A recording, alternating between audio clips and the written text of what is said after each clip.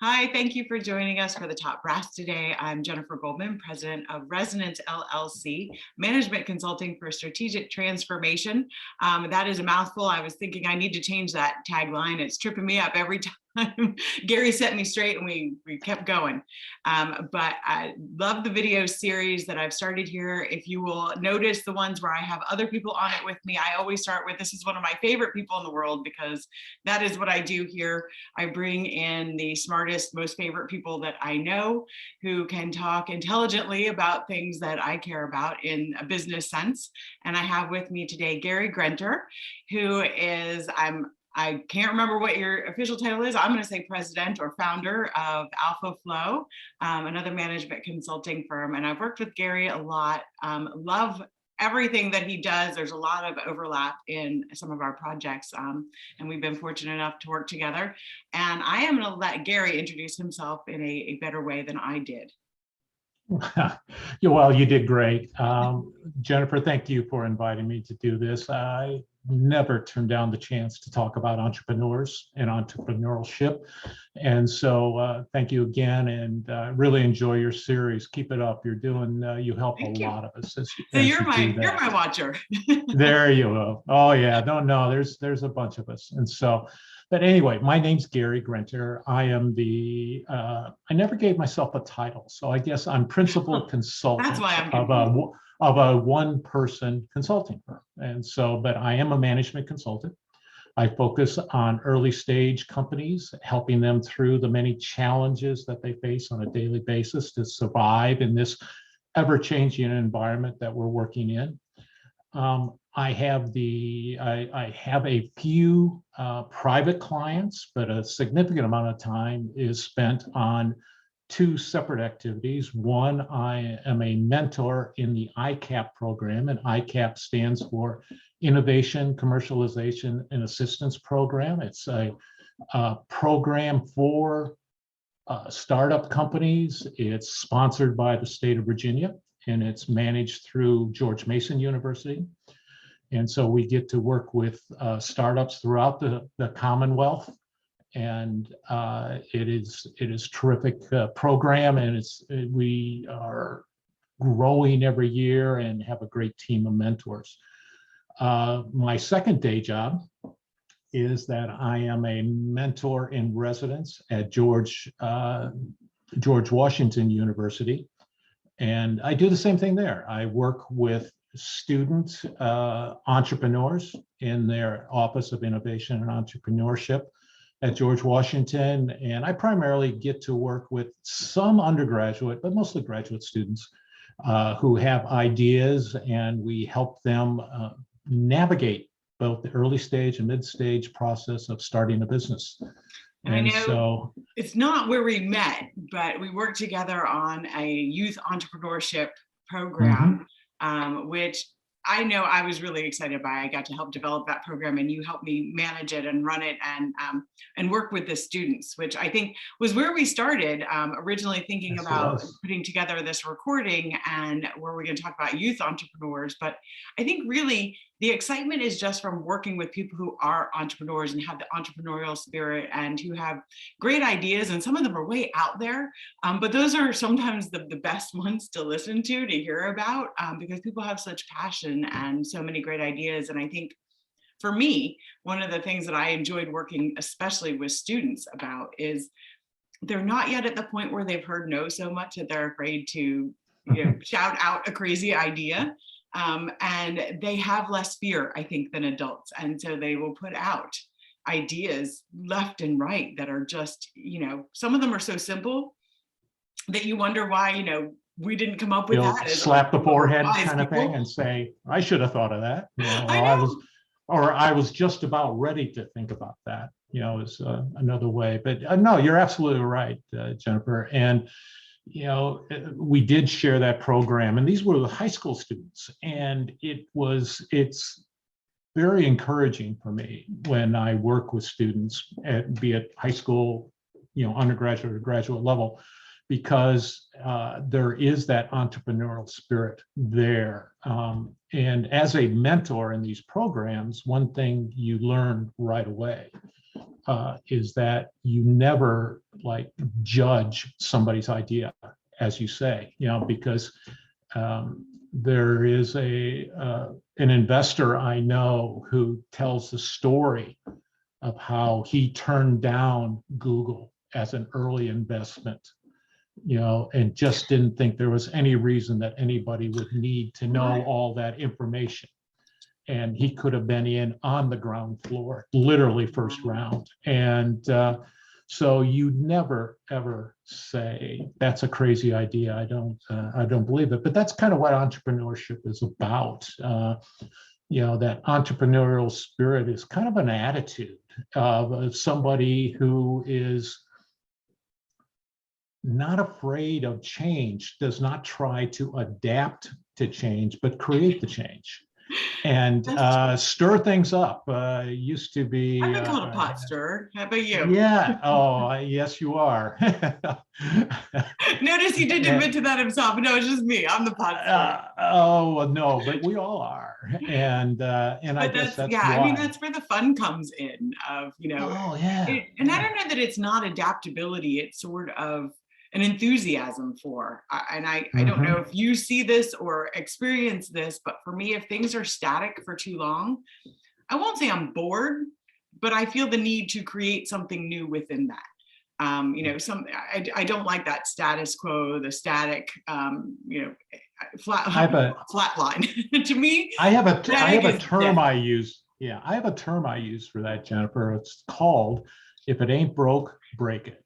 Okay, because because there's always a better way. The whole process, and an entrepreneur is somebody who is seeking change, not avoiding change or threatened by change. They seek change, and that's because they're committed to that concept of continuous improvement. There's always a better way of doing something.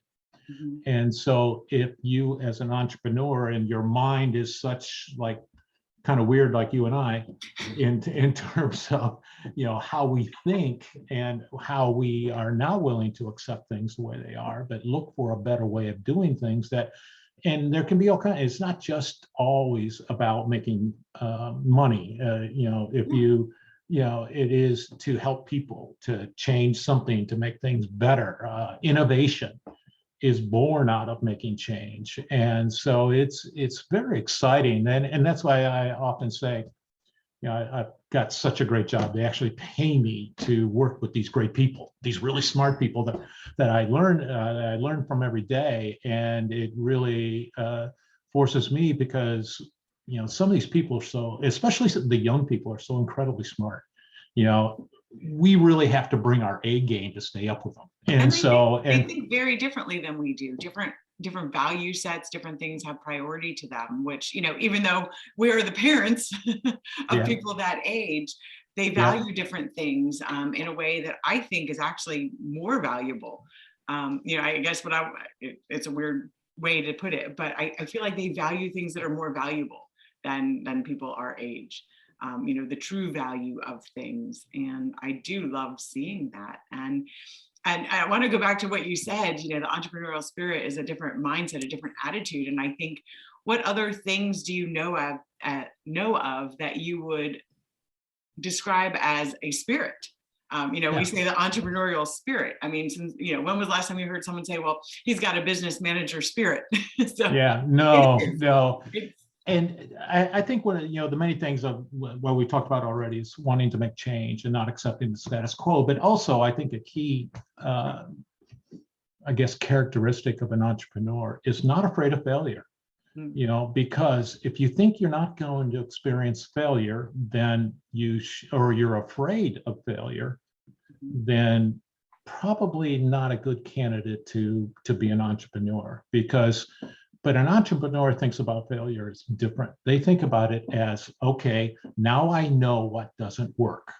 Yeah, what is the expression? Something like Edison found 88 ways not to make a light bulb before he found one that worked. And that's exactly right. That's exactly right. As you find out something that doesn't work, that means you're that much closer to finding something that does.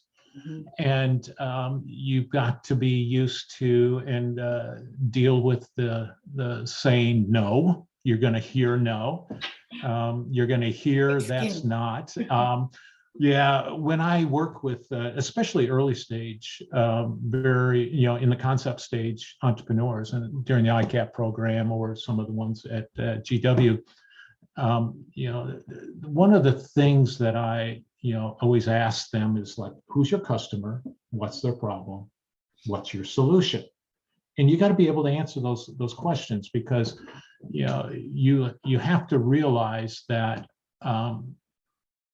unless you focus on the customer, you're not going to be an entrepreneur for the sake of being an entrepreneur, but you want to change something for somebody.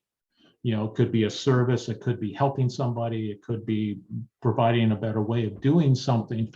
But it is interesting, and to see the mind, to work with the entrepreneurs, and I always tell them, I'm not here to judge your idea. I have no idea, whether it's good. My primary job as a mentor to an entrepreneur is to stop them from driving off a cliff. That's, that, because a lot of entrepreneurs are, sometimes willing to do that or trying to do that because they get focused on their idea as opposed to who's going to use or need the idea. And so, it's that distinction between those two is where we as mentors or consultants bring to the party here, because, we've all failed. Every mentor who's been any entrepreneur out there, if they said they haven't failed, then it's one of those not things being realistic. Let's put it that way. Yeah. As a consultant, you also have the job of giving the ugly baby speech and the not every idea is a good idea speech, Right. without squashing someone's dreams and their entrepreneurial spirit. Is, how can we tweak this to make it more attractive to your target market? Or, what can we do with this? Or, sometimes they aren't all working. Have you ever thought about it? Go back and try again. And have you? Go, I'm sorry. Yeah. So, but a true entrepreneur is going to be like, okay, great. Now that one's out, and let me go try this. Is one thing that I noticed with the pandemic was I almost felt guilty. I didn't want to feel guilty, but I felt a little bit guilty because everybody was so devastated so quickly. It happens, the height of it happened so fast. And I think we all thought, well, it's just going to blow over in, 30 days or so. And it didn't. And then we were sort of, crestfallen, I will say. Whereas I'm sitting back, and I think a lot of people needed my assistance more. I help a lot of nonprofit organizations. They were looking at, failing fundraising strategies and events that couldn't happen. And so I actually wound up doing better business-wise with the pandemic than I had before. And watching with dismay in some places and with excitement in other places, the way people were just, I can't do this. This doesn't work. I'm out. I don't know what to do. Everything has failed. Everything has, failed me. And then I've watched the others with the entrepreneurial spirit who were like, you know what? This is a great time to find things to adapt and overcome, new things to put out. And I have to say, I was a little upset with a lot of the nonprofit organizations that I saw who said, it's a really hard time. Everyone is having a hard time. No one has money. We can't ask for money from our donors right now. And I thought that was, where are my entrepreneur nonprofit people? Because, I was like, if you knew your donors, some of them are doing well like me. And it was a matter of really looking around you in that time of change, which, like we said, entrepreneurs really like change. And pandemic, no, of course, I was not happy to see people getting sick and dying. But on the business level of it, it was a really exciting time where things were changing with our economy and our marketplace so quickly. And it was a matter of, okay, great, what do I do now? Because now is a really great time, unless I need toilet paper, there's something I can do here. Well, there was, and is all of us remember, shut down for 2 weeks to bend the curve, remember, and 2 years later. But, a lot of us in Fauquier County at that time, we realized that there are a lot of people that are going to be having a hard time. So there's a group of us that donated a lot of our time trying to help businesses to adapt. You know, do you need to relay out your business? How do you answer questions about, do I wear a mask or not wear a mask early on? Remember, that was like, can they come into my store? Can I have them not, all of those kind of things we're helping people through then. But also the entrepreneur recognizes that a significant change like that, and we all totally agree that it was devastated and so many people got sick and unfortunately so many people died, but it does present opportunity. There were opportunities during that, both when you think about on the macro level, where companies like Zoom that we're talking No on right kidding. now, look what happened to Zoom during. And what the irony is that had been around for a while. Yeah, it wasn't new. It just all of a sudden we all went, oh, now we have to learn this thing that's always been available to us. Now we have to do it. And other company, think about Netflix, what happened there, Shopify, Amazon just went nuts, the growth, because they were there at the right time. They saw the opportunity. But also, I think on a local basis, we saw a lot of entrepreneurs that adapted very quickly. Local print shops were now making print signs for wear your mask or mask required, or we all saw in the stores the signs on the floor that said maintain 6 foot difference. Somebody had to make or you can only go this way down this aisle. Oh yeah. Remember the grocery store? Which I was always on the this wrong is a side one way, and I always realized after I got through the grocery store that I was going the wrong way. Because I saw the there was a lot of us that were that way. But so it is, and that entrepreneur will see that as an opportunity. And then many entrepreneurs focus like all the rest of us, but also suffered like a lot of people did. They weren't there, but a lot of people then kind of realized that, okay, this is change. What can we do to not, I hate to use the word during a pandemic to take advantage of change, but it does, there was opportunities where people needed things, needed services that they didn't have. It was an opportunity for things. Yes. Things were definitely needed that were never needed before, in different ways. And it was an opportunity for an entrepreneur, in the right industries, in the right lanes, to figure out something that was helpful to people. Right. I know it was. Remember the hand sanitizers some of the breweries were converting. Yes. Yeah, I know there was one right in Gainesville. They had the alcohol, so let's make the making the hand sanitizer. Yeah, it was really incredible. Those kind of things. Yeah. Some of them adapt, and a lot of them, that did things like that, did that, below, they did it at their own costs. They weren't making money off of it. But it's also something like, I'll never forget, it's a brewery, I think it's in Gainesville or maybe Manassas. I'm going to just shout out, I believe it's called Malarkey Brewery. Okay. Or distillery. I know that It was a distillery. And they did it. I don't think they may have charged people, but I'm sure not what they were, not what it cost them to do that, to turn that around. But even though I know they weren't making money off of that, that will always stick in my head. I don't know if they're still open or still there, but if I were going to be in that area and want a distillery, that would be the first name that would come to my head, is I'm going to go to that business because look at what they did for people during the pandemic. It was entrepreneurial. And people remember that. And that's, one of the things that we told businesses, including all the startups that we were working, because like you, I was very fortunate during that, is that I could do all my work virtually, and there was still a lot of need. But one of the things that we advised all type of businesses is that is the time to take care of your customer. And exactly what you're talking about there, what they did. Now, if I have a choice, I would always patronize that business because of what they did, during the pandemic. But even businesses that weren't directly like that, I advise so many businesses, get a list of all your customers and reach out to them. Let them know that even though you're not selling them anything, you're shut down, they're shut down, you understand that. Ask how they're doing, ask if there's anything you can do. Make sure that so that when things turn around, they're not going to I haven't heard from them for a year, or I haven't heard from them for 6 months. Wait, I heard from them last week. And so that's, taking care of, just from a pure business standpoint, just because you can't do business right at the moment for an extraordinary circumstances as that was, don't forget about your customers. Make sure that they don't forget about you, so And that that when was, things turn around. I love how you're putting this, because I think in your perspective, you're working with more small businesses. And in my perspective, I'm working with more nonprofit businesses.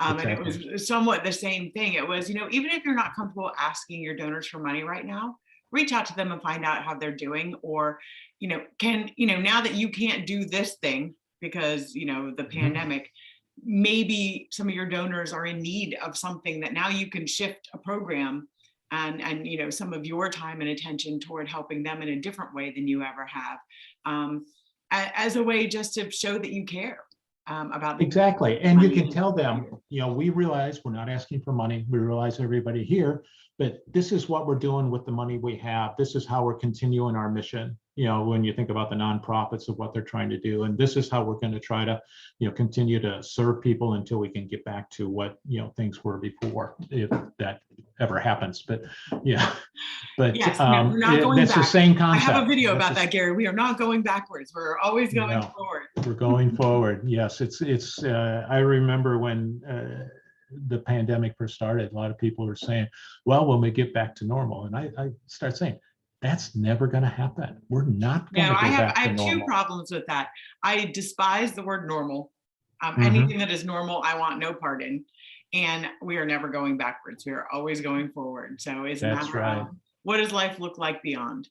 What will it look like? There are things that we did to adapt. Like I look at the restaurants as the easiest example I can think of. They adapted in crazy ways, found new ways to put people in every corner of every inch that they possibly could cover, because they were at 50% capacity. So they had to expand out onto sidewalks and yards. And I saw people, getting igloos and making little huts and things so that everybody had their own little airspace.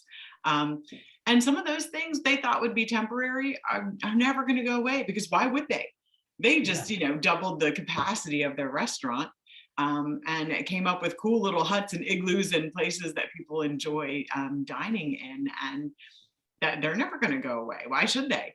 I went into Arlington. I went into Arlington yesterday for a business lunch, and we sat outside, under a tent, and it felt very, very comfortable. And that wouldn't have been offered but it was great. It was a nice day. We got outside and we're able to do it, especially those of us who spend a good part of our day every day, in this kind of a situation, to get outside and be able to do that. It's like, no kidding. Yeah. And so, but that's what an entrepreneur thinks. When just for those who are maybe watching this, just see how Jennifer explained what she did and how she, and how she helps it. That's the entrepreneurial spirit. That is people. And tomorrow it'll be different. Oh yeah, and that's why it's fun. That's why it's fun, because we can do things differently. And I get to work with maybe 40 or 50 startups every year through the ICAP and through the GW. So I hear all kinds of different ideas and different people, and it's very exciting and very motivating for me to think, to know that, that entrepreneurial spirit really lives. It really is out there. And I think it's so encouraging for all of us when we think about the future, I think we recognize it will continue. More easily than people who don't have it will see it. I think we do, and it's really exciting, and it's inspiring. I've had people ask me, how do I feel about certain people who are, either already have businesses or are starting businesses that are very similar to mine, and I'm like, I love it. I just found another person to learn from and to share with, and they might do collaborate. They might do something different than me, and that excites me, and I want to see how they do and how they do it, and hopefully we work off of each other, and I love it. But I know we're kind of winding down here, so I wanted to ask you, what is the craziest or most exciting, most out there business idea of someone that you've worked with? What have you seen, especially with this? Oh man, that list would be long and distinguished. Which one made the biggest impression on you? I got to tell you that there is one that is just a medical student at GW. Okay. And really, really smart guy, incredibly smart guy, as you hope medical students, and you hope they're pretty smart. Okay. But and he came to me through the GW Office of Innovation and Entrepreneurship, and he loves and you're going to help me with this, variegated plants. Variegated, thank you. I knew, yeah. But anyway, and so here's a guy who's working, he's actually, I think, a first-year resident who's working, I don't know how many hours they work, 100 hours a week or whatever they do. And we're doing we're doing a Zoom like this.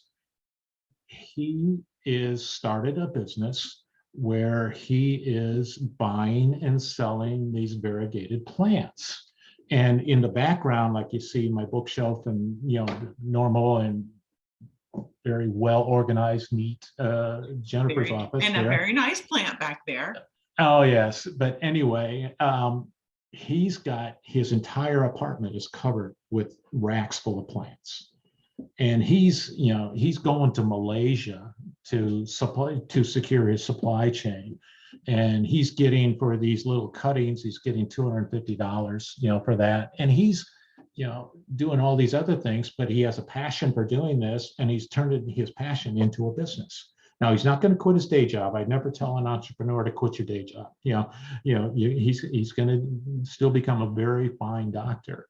But in the meantime, he's pursuing his passion, and he lights up, like, sits on the edge of his chair, and when he starts talking about the business, he loves these plants, and he's got all these ideas of expansion. I said, let's just take it a step at a time. Let's make sure we know our customer. Let's do some customer discovery and walking through all of that stuff. But if there was ever a person that you would not expect to either have the time or the interest or the profile to start a business making rare and very expensive plants, who this is that person. And that, he's truly got the entrepreneurial spirit. It's funny, as you were talking, I was looking at, like, you can't see it on screen. I'm like, I have a little African violet next to me that's easier to do. That's about as talented as I am with it. Well, I usually kill them. So yeah, I usually, and so I told him not to even think about trying to give me one, because it'll just die, so anyway. Bad investment. You're a bad investment for plants, Gary. I would be very bad at that, but anyway, so. Well, I want to thank you so much for being on with me today. It was really great to talk to you and see you as usual. And, okay. Well, thank you. And thank you for the opportunity. Anytime I get a chance to, one, talk to you, and two, to talk about entrepreneurship, I look forward to it, and really enjoyed it. Thank you very much. Excellent. Thanks so much.